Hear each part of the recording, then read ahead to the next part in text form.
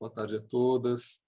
É um prazer me reunir aos colegas nesta tarde e ainda mais para participar deste momento em que a professora Leonie irá nos apresentar as evidências que reunimos no MAPA, um trabalho muito interessante que ela liderou aqui no Brasil.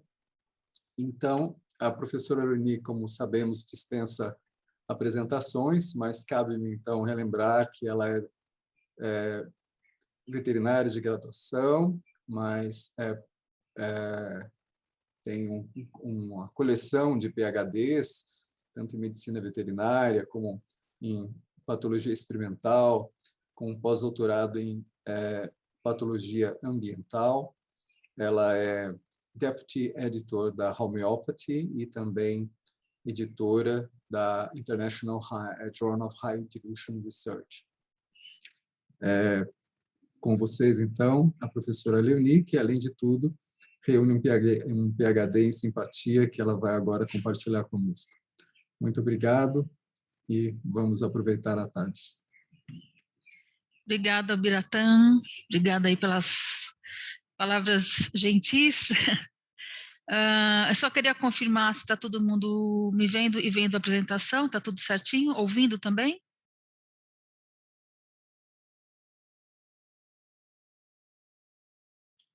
Perfeito. Estão me ouvindo? Perfeito? Eu estou te ouvindo bem. Tá, então posso começar, né? Beleza. Então tá.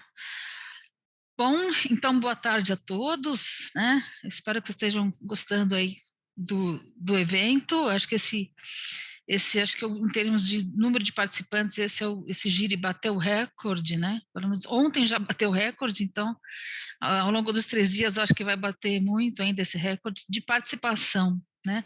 E esse sistema online possibilita isso, né? Então isso está sendo muito interessante, uma experiência muito interessante. Bom, então essa minha apresentação aqui, eu vou falar de um trabalho bem específico e também bem interessante, como disse o Biratã, sobre o mapa de evidências em homeopatia, né? Foi um trabalho que foi construído ao longo de 2021, aliás, entre dezembro de 2021 e entre dezembro de 2020 e dezembro de 2021, né? Ou seja, literalmente ao longo de um ano. Ele está caminhando para a sua conclusão, já está em fase de a gente começar a preparar um artigo, né? E, bom, espero que vocês aproveitem aí a história que eu vou contar nos próximos slides, né? Deixa eu só aqui, aí. Bom, essa é a ideia, né? Mapa de evidências de homeopatia. Esse é um trabalho feito, organizado, né, pelo CABSIM, que é o Consórcio Acadêmico Brasileiro de Saúde Integrativa. Então, deixa eu contar a história lá do comecinho, né? Em primeiro lugar, o que é esse Consórcio Acadêmico Brasileiro de Saúde Integrativa, né? Tudo começou em 2017, quando o professor Ricardo Gelman, ele participou de um evento, acho que foi no Hospital Albert Einstein, em São Paulo, sobre saúde integrativa, e ele conheceu umas pessoas que participavam de um consórcio americano, acadêmico americano de saúde integrativa. E ele achou essa ideia muito interessante. Depois ele ficou sabendo que na Holanda também tem uma iniciativa dessa forma, então existe toda uma rede de consórcios que se comunicam entre eles, né? A princípio tem 3, o americano, o holandês e agora o brasileiro. Então ele saiu desse evento pensando o seguinte, assim, nossa, eu quero fazer isso no Brasil, né? Ia ser muito legal. Então ele saiu com essa ideia, né? Desse evento. Então, como o Ricardo é um cara turbinado, né? Ele é rápido e ele é, enfim, muito motivado a construir coisas interessantes. Em 2018, ou seja, no ano seguinte, foi fundado o CABSIM, né, o Consórcio Acadêmico Brasileiro de Saúde Integrativa. Então, ele buscou parcerias muito sólidas, né? Então, ele conversou com as pessoas da BIREME, que, obviamente, estão ligadas à OPAS, né, a Organização Pan-Americana de Saúde, E nesse mesmo ano, 2018, foi inaugurado uma base de dados, né, que é o BVS-MTCI, né, que é Medicina Tradicional e Complementar Integrativa, né? Então, a fundação do CABCIM surgiu junto com essa base de dados, com o apoio da OPAS, da BIREME e de outras associações, né? Então, deu-se início em 2018 a essa iniciativa, né? A ideia é basicamente fazer funcionar, né, essa organização sem fins lucrativos, né, que tem como objetivo promover, né, uma rede de pesquisadores, né, que trabalham em MTCI, ou seja, medicina tradicional, complementar e integrativa, né. E a principal ideia, né, o principal objetivo mesmo é realmente promover uma pesquisa colaborativa, projetos de pesquisa colaborativa com pesquisadores de várias partes do Brasil que trabalham na área, em algum aspecto da área da MTCI, né, e que possa oferecer para as pessoas um conteúdo robusto e interessante nessa área, né? E principalmente isso aqui, né? Sem perder a principal vertente, né, da saúde integrativa, que é o respeito à complexidade dos seres humanos, né? O objetivo aqui é bem focado para a espécie humana, mas o jeito que o CABCIM trabalha dá para a gente aprender muito e aplicar para a veterinária, né, que é a minha área de origem, né, e as duas coisas estão muito próximas. A ideia, então, é seguir, né, todas as diretrizes da Organização Mundial da Saúde sobre MTCI. Então, existe um documento da Organização Mundial da Saúde sobre esse assunto, que é renovado, que é revisto, né, atualizado de tempos em tempos. Próxima atualização é 2023, né? E também segue as diretrizes da OPAS, né, que tem como principal objetivo a construção de um conhecimento de qualidade, né, e baseado em evidências científicas sobre o MTCI, né, ou seja, medicina tradicional complementar e integrativa. Então, o Ricardo se tornou presidente do CABCIM, e o vice-presidente é outro cara turbinado, ligado em 440 volts, né, que é o Caio Portela. E eu tive o prazer de trabalhar com os dois agora ao longo. Bom, esse CABCIM é estruturado dessa forma, né? Ele é formado de vários comitês, e esses comitês correspondem a uma espécie de pilares, né, do consórcio. O seu comitê de dor, de produtos naturais, pediatria integrativa, Ayurveda, oncologia integrativa e saúde e natureza, né? O projeto está ligado ao comitê de produtos naturais, cuja coordenadora é a professora Carla Landino.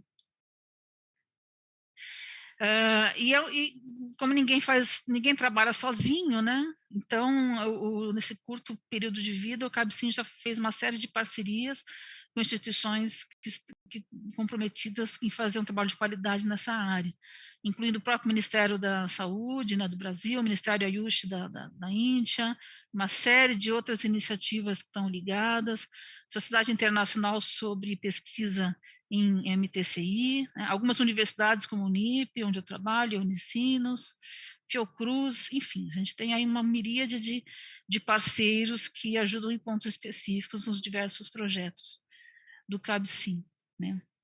Bom, em 2018, então, foi criado o CABCIM. Em 2019, surgiu a iniciativa, então, de se iniciar uma série de projetos. Aliás, é um projeto grande, dividido em pequenos projetos, né? Que é o projeto dos mapas de evidência, né, sobre efetividade clínica nessa área da MTCI, né?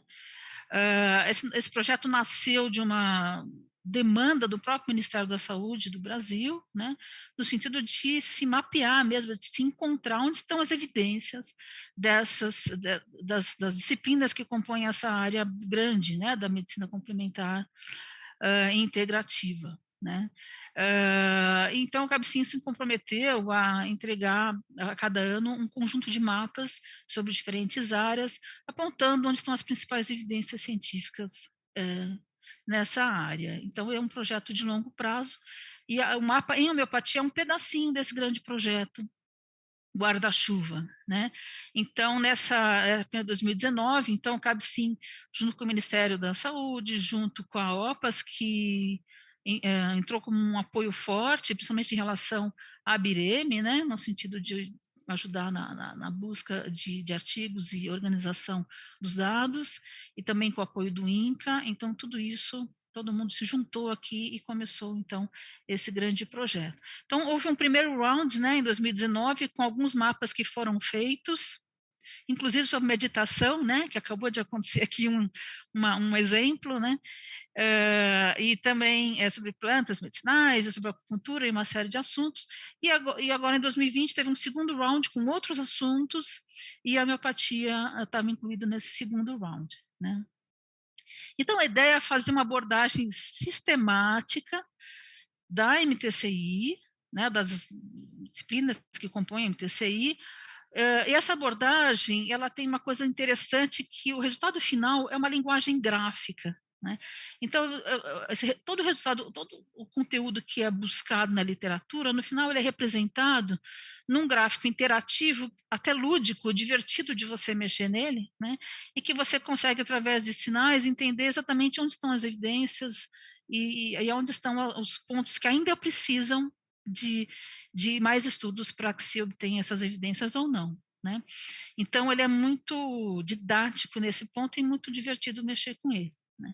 Então, o objetivo, então, seria dar um suporte, né, e uma informação rápida, que você bate o olho e você já entende tudo, né? Você bate o olho na tela e vê tudo, para os profissionais da saúde, né, para os gestores de saúde pública, né, e também para pesquisadores que se interessem por essa área, né, no sentido de realmente construir conhecimento baseado em evidência sobre MTCI, né? Então, essa é a ideia global desses mapas, né? Aqui está um exemplo da tela, né? Essa aqui ainda é uma tela provisória, porque esse mapa desse ano ainda está em fase de revisão, está, né, tá sendo feito um pente fino em todas as informações, porque quando ele for ao ar, ele vai estar redondinho, bonitinho, até a parte estética também, o Caio vai dar uma melhorada, né? Então, aqui é uma versão preliminar, a partir da qual a gente já conseguiu tirar algumas conclusões, né?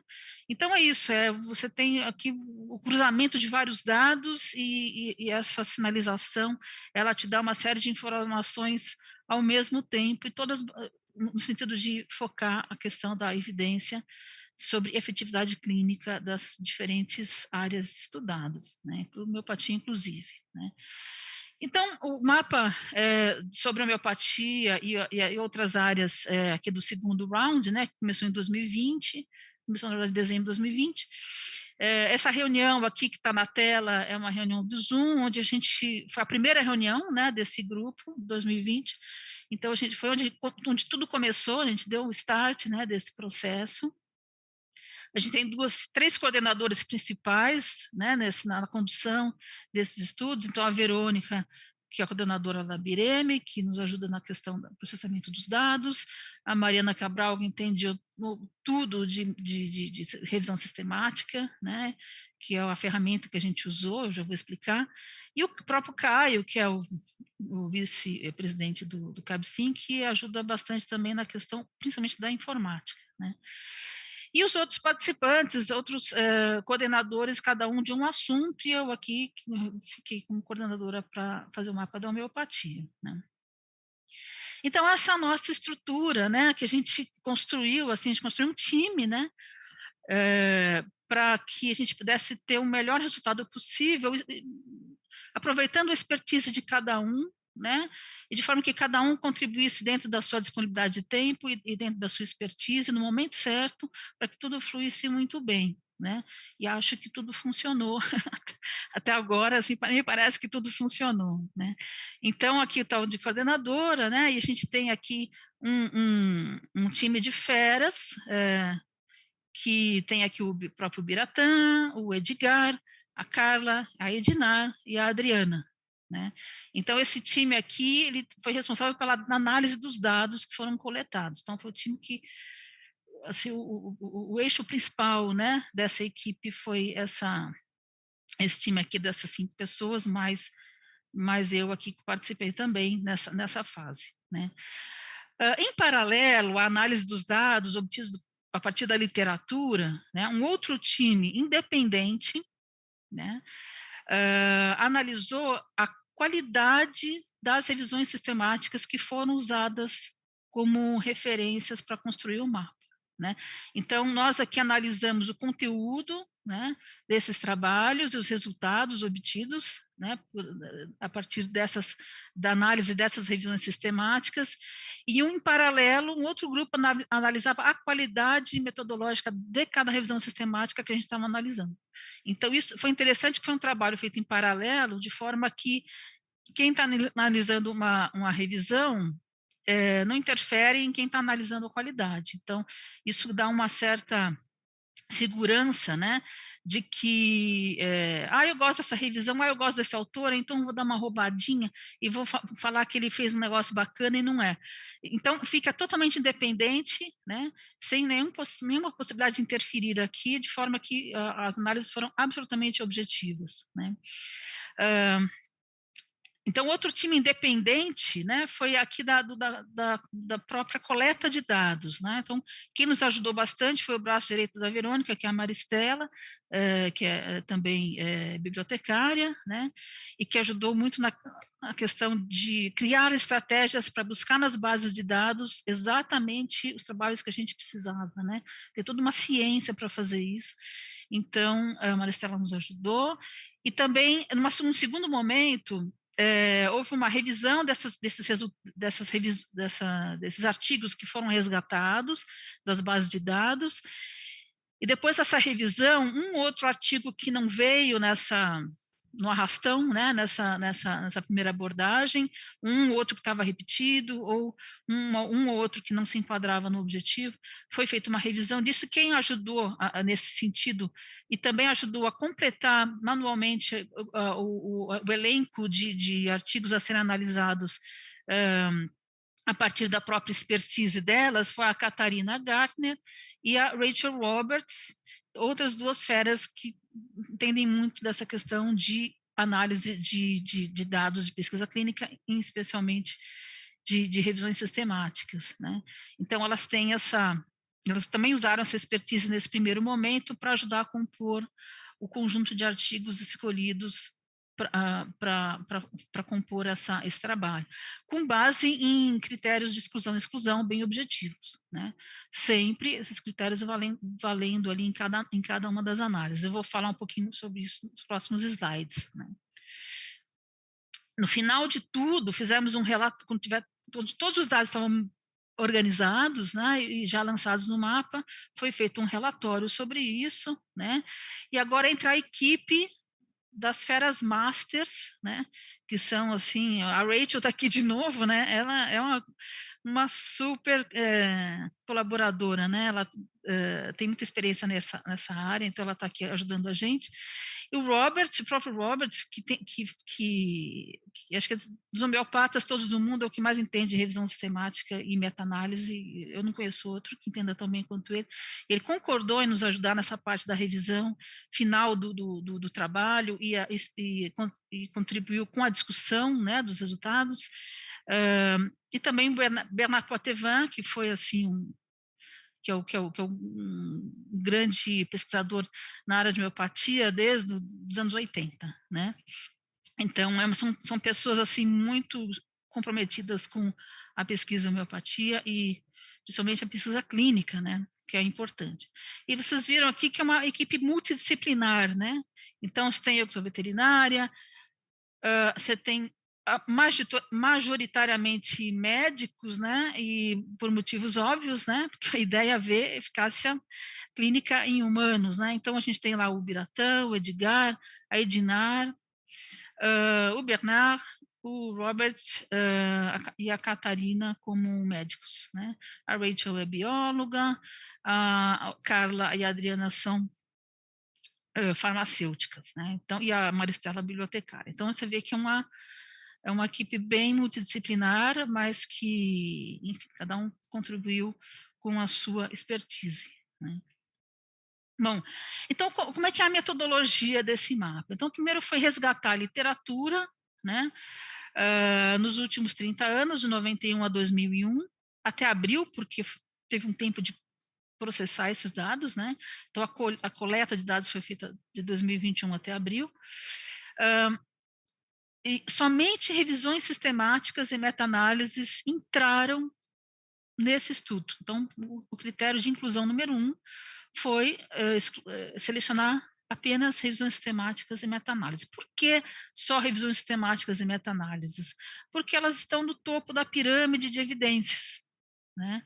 Então, a ideia era identificar quais são as melhores evidências no âmbito da MTCI, mas especificamente sobre a homeopatia, né? Então, o melhor lugar para procurar isso, né, o the best, né, tem as melhores evidências são nas revisões sistemáticas. Então, por esse motivo, esse foi o critério de inclusão. E todos os mapas de evidências, não só da homeopatia, mas de todas as outras áreas, seguem essa mesma metodologia, porque a metodologia é igual para todos, né? Então, essa que é a ideia. Então, a ideia é pegar realmente a cereja do bolo e aqui que vai ter a informação que a gente realmente precisa, né? O foco, a pesquisa clínica humana, né? Então, e a ideia é buscar o melhor mesmo, né? O melhor da evidência em efetividade clínica da homeopatia, né? Então, esse é um estudo descritivo, né, de você analisar essas referências e apreender os resultados mais significativos que aparecem nessa literatura, né? Bom, então tudo foi feito de uma forma muito metódica, né? Então, a pesquisa foi feita em 2 etapas, né? Primeiro, houve uma seleção preliminar das referências que foram buscadas. Então, se utilizou 4 bases de dados, PubMed, Embase, BVS e o Sinal. A partir do trabalho da Maristela, ela conseguiu, de forma automatizada, recolher as revisões sistemáticas em homeopatia nos últimos 30 anos nessas bases todas. Esses dados são lançados num software que é o Raian, né? Essa plataforma ela é feita para isso, para ajudar o pesquisador a fazer revisões sistemáticas, né? Foram usadas algumas palavras-chave, a partir das quais a Maristela construiu uma estratégia de busca, então homeopatia e seus sinônimos cruzados com revisão sistemática, uso clínico e os sinônimos dessas palavras-chave, né? Então, a estratégia de busca, então, foi feita pela Maristela, né, e também pela Verônica, que ajudou nesse sentido, né. Bom, então foi feita uma pré-seleção dessas referências baseadas nos resumos, porque quando o Ryan puxa esses dados das bases, vem já o resumo na tela. É muito interessante essa ferramenta, né. E a partir dos resumos foi feita uma primeira triagem para ver quais desses artigos todos que vieram realmente se incluiriam dentro dos nossos critérios de inclusão ou quais estavam nos critérios de exclusão, né?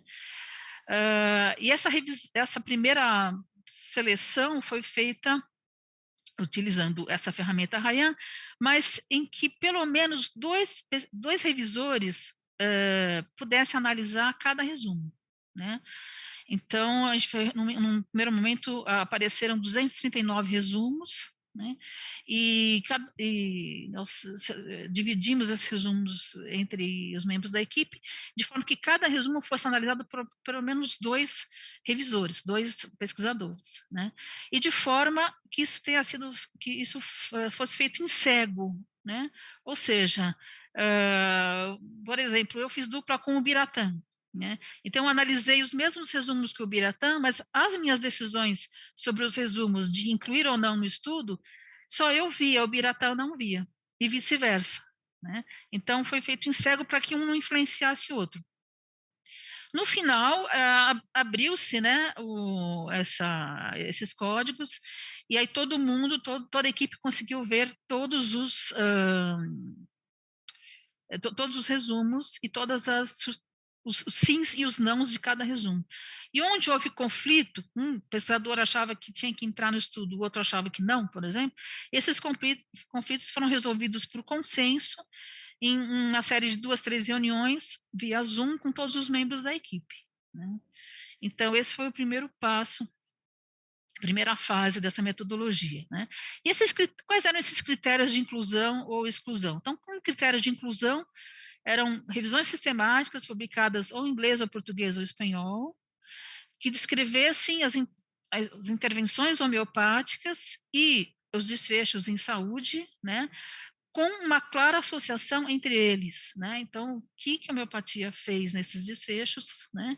E isso tem que estar claro na revisão sistemática. Essa era o que a gente realmente precisava para poder analisar esses artigos, né? E o foco era sempre voltado exclusivamente para eficácia e efetividade. Então, tinha muito estudo por exemplo, alguns estudos apareceram sobre segurança ou sobre custo-benefício, e esses estudos estavam fora do escopo do nosso mapa aqui, né? A ideia era ver efetividade e eficácia, né? E como critério de exclusão, a gente tirou, né, a literatura cinzenta, então, por exemplo, resumos de congresso, livro, capítulo, tese, dissertações não publicadas, né, em artigos, cartas a editor, comentários, enfim, né, tudo que não fosse revisão sistemática ou meta-análise, né, a gente não incluiu, né. Estudos clínicos primários também não. Puxa, mas eu fiz um ensaio clínico bacana. Legal. Se ele tiver citado em alguma dessas revisões sistemáticas, ele vai ser considerado um estudo, se não, ele vai entrar no próximo mapa, na atualização desse mapa, porque uma vez que é publicado, isso depois vai entrar em alguma revisão sistemática de alguém que for fazer, e isso vai entrar depois num próximo mapa, né? Então, o resultado não vai ser perdido, mas ele vai ser incorporado depois, futuramente, que a ideia é fazer um trabalho de longo prazo, né? Que ele possa se renovar e se atualizar de tempos em tempos, né? Então, a ideia é buscar realmente artigos de revisão sistemática, então ensaios clínicos primários não entraram, pesquisa experimental, né, feita em camundongo, rato ou outros modelos experimentais não, porque o foco era clínico, né, e qualquer artigo que não fosse revisão sistemática também não entrou, né. Revisões simples, né, que não fossem sistemáticas também não entraram, né. Bom, revisões sistemáticas publicadas em outras línguas, né, exceto aquelas determinadas como sendo fatores de inclusão, ou revisões sobre outras práticas que não fosse homeopatia, né, e às vezes as revisões sistemáticas elas incluíam várias práticas e homeopatia também. Essas foram consideradas desde que tivessem pelo menos 2 artigos citados na revisão sobre homeopatia. Se a revisão tivesse um artigo citado só sobre homeopatia, não é sistemático, né? A revisão sistemática, então ela era excluída, né? Revisões que eram só sobre homeopatia, óbvio, eram imediatamente incluídas, né? Então, revisões que tinham outro enfoque que não a relação, intervenção, desfecho, também não era do nosso interesse, né? E aquelas que estudavam outras coisas que não eficácia e efetividade também foram excluídas. Então, a seleção ela foi muito rigorosa para o objetivo do mapa, né? Para garantir o objetivo do mapa, né? Bom, a segunda fase do processo é uma fase de análise, né? Então, nessa fase, houve uma análise muito profunda a partir do texto integral, não só do abstract, né? Então, foi feita essa pré-seleção, a partir dessa pré-seleção, foi feita essa análise mais aprofundada, no sentido de identificar os critérios de inclusão ou exclusão a partir da leitura desses artigos pré-selecionados, né? E também para analisar se havia omissão de artigos relevantes que não tinham sido peneirados, né? Então, a participação importante aí da Rachel e da Catarina, no sentido de adicionar alguns estudos faltantes, e a partir daí, então, foi feita a caracterização de cada estudo, cada revisão sistemática que foi selecionada, né? E essa caracterização levou em conta o tipo de intervenção, né? Medicamento homeopático, qual medicamento, qual potência, né? E quais foram os desfechos, ou seja, as condições clínicas que foram analisadas, né? O tipo de população que foi tratada, os países foco desses estudos, onde os estudos primários que compunham cada uma das revisões sistemáticas, onde foram feitos esses estudos, né? De onde vieram essas informações, tá? Interessante também. E, obviamente, os resultados, né? Se essa intervenção homeopática mudou ou não o desfecho, né? Então, toda essa caracterização foi feita por essa equipe de nós 6, né? Que eu já havia mostrado no outro slide, e sempre também em dupla checagem. Então, para cada artigo analisado por um membro, tem um par dele que revisa depois e checa as informações. Então, um faz, outro checa e vice-versa, né? Também nessa fase. Em paralelo, a equipe do Amstar, né, que trabalhou na análise da qualidade de cada revisão, também trabalhou desse mesmo jeito, um faz, outro checa, né? E, em paralelo, também uma outra equipe composta pela Carla, pela Adriana, e uma participação pontual do Leandro Machado, né? É o presidente da Farmacopeia Homeopática Brasileira. Então, os farmacêuticos aqui, eles se encarregaram de fazer uma padronização do nome dos medicamentos, de acordo com a Farmacopeia Homeopática Brasileira, né? Porque isso, né? Sentimos a necessidade de fazer uma padronização de acordo com a Farmacopeia Homeopática Brasileira, justamente porque o principal motivo do mapa era atender, né, o pedido do Ministério da Saúde brasileiro. Então a gente resolveu adotar como critério, como baliza, né, a Farmacopeia Homeopática Brasileira, para poder harmonizar o nome dos medicamentos, porque tem muita sinonímia de potências que muda de país para país. Então, no sentido de a gente construir uma harmonização para ficar fácil para quem vai olhar o mapa, identificar qual é a potência e não se perder nos sinônimos, então teve que fazer essa harmonização, né? A metodologia, nessa fase de análise, envolveu um trabalho de informática também, né? Então, os dados todos que foram resgatados dessas revisões sistemáticas, eles foram lançados num formulário pré-estruturado, usando a plataforma REDCap, né, que é uma plataforma de excelência para esse tipo de trabalho, né? No final de completar, né, ao final, quando se completou todos os formulários de todas as revisões que foram consultadas, com todas as checagens e rechecagens e conferências, então foi feito um último cheque, né, checklist, né, uma última conferência de todas as revisões e de todos os formulários, não tinha nada faltando. E aí eu e o Biratã fizemos essa terceira revisão, porque ao longo do processo já foi feito em dupla, né? E no final a gente fez mais uma revisão. Então esses dados foram, a partir daí, disponibilizados para o Caio jogar isso no Tableau, que é também um instrumento, né, utilizado para construir o mapa em si, que é aquela representação gráfica, né? E a partir desse mapa pronto, lançado graficamente, foi feito, então, um relatório sobre os achados, né? E agora a gente está na construção, ainda está construindo uma discussão cada vez mais aprofundada a partir dessa colaboração, e aí entra a equipe dos estrangeiros, né? A equipe de revisores internacionais, que é o Robert, a Rachel e o Bernard, né?